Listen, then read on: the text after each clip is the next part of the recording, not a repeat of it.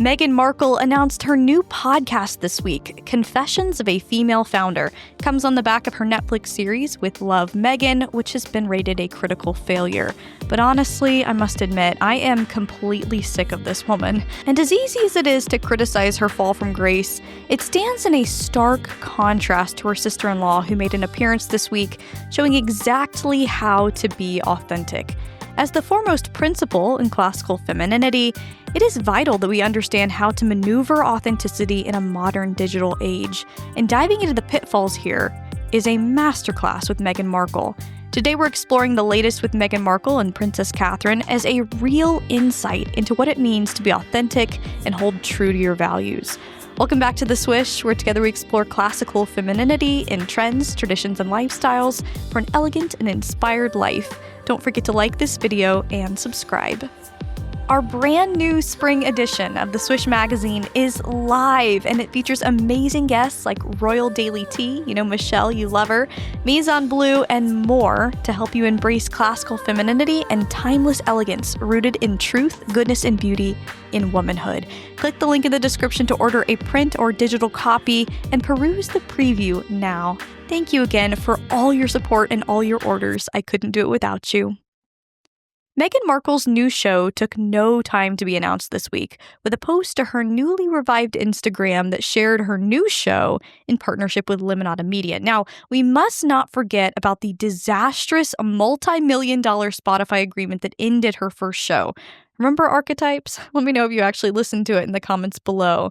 Now, the name alone of her new show, Confessions of a Female Founder, is far from a refined name, in my opinion. It honestly sounds more like Housewives of Beverly Hills, and her show is billed as, quote, having candid conversations with amazing women who have turned dreams into realities and scaled small ideas into massively successful businesses, end quote. She plans to sit down with these women and learn from them as she builds her own brand, which she recently announced as ever. Now, I see how maybe positioning herself as the avid, eager student who wants to learn and cover a multitude of sins with every commercial success of hers flopping in the public eye. But what gives her the credibility to do this, besides marrying a prince? The pushback of this new announcement of her podcast has been harsh, as this show is already being slammed in light of the feedback from With Love, Meghan, but it really is about her lack of authenticity. Now, I believe that celebrities should only have a certain amount of press release opportunities for big updates, marriages, births, businesses. But this has got to be the fourth or fifth press release in the last year from Meghan Markle. And I think it's creating a blindness to her marketing. And it's leaning into this expectation that the public now has for complete rebrands from her. Her press releases are followed by swarms of journalists and onlookers who are picking apart every single little thing with her and starting to grow weary of it. I think her strategy is really missing here. But this platform of podcasting is supposed to be totally different for Meghan. Podcasting is supposed to connect the common man with the voices of trusted experts. And it's really one of the most popular platforms right now because it provides a fly-on-the-wall experience to formally backroom conversations and brings fans and students into a deeper conversation that they've never been able to have before. But that can only be done if the host is trustworthy and authentic, and if the whole thing is not overly produced the way that Archetypes was. And this week, we didn't only have the podcast announcement from Meghan Markle, but we had the launch of Michelle Obama's new show, IMO, which she hosts with her brother Craig Robinson. Now, is this a foreshadowing to Meghan's big debut? Because within days of the former First Lady's new show, her following hasn't even cracked 30,000 subscribers on YouTube, and her videos get less views than we do here on The Swish. If Michelle Obama is getting crickets, and this is just the launch, that means that all eyes are on her right now. Just wait until Meghan Markle takes the stage. I will be fascinated if they post to YouTube, which they probably won't.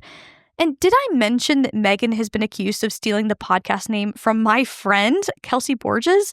In a strange turn of events, my friend and fellow female CEO, the host of the Confessions of a CEO podcast, has been thrust into the spotlight for Meghan taking her name. This is a friend of mine, and she isn't the only one. Even more specific, there are shows called Confessions of a Female Founder. Exactly, that already exist.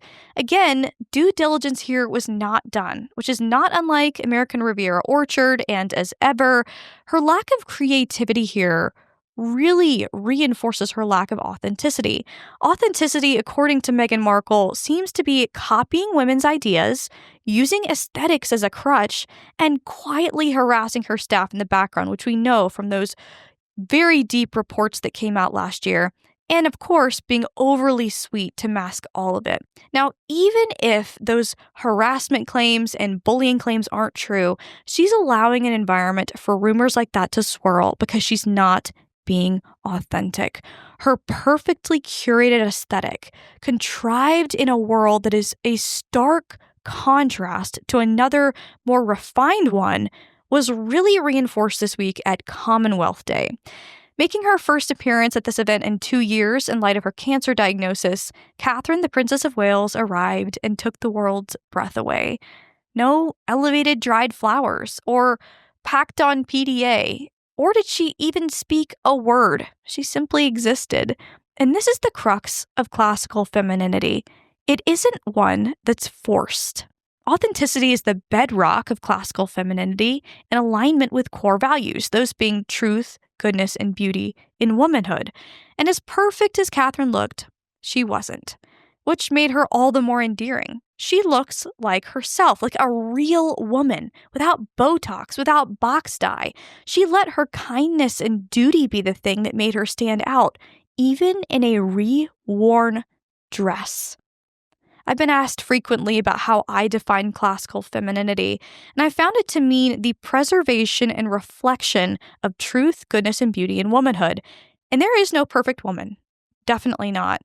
But in considering Catherine's foundation to authenticity by not putting on airs or redirecting all the attention to herself, all eyes are drawn to her naturally because of her reliance on what is true, good, and beautiful in her duty.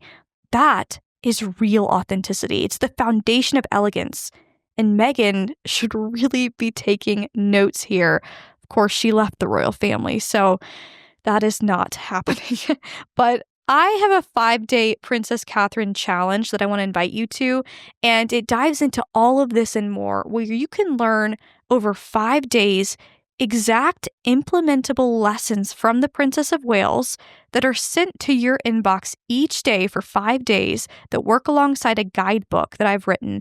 And I would love for you to try it and see how the classical femininity approach can transform your confidence, help you to stand in any room, impress anyone, and thrive in your calling just like Princess Catherine. So you can click the link in the description or go to theswishmagazine.com/challenge to get started with embracing classical femininity with this free challenge. Let me know your thoughts on Meghan Markle's new podcast and Princess Catherine's appearance in the comments below.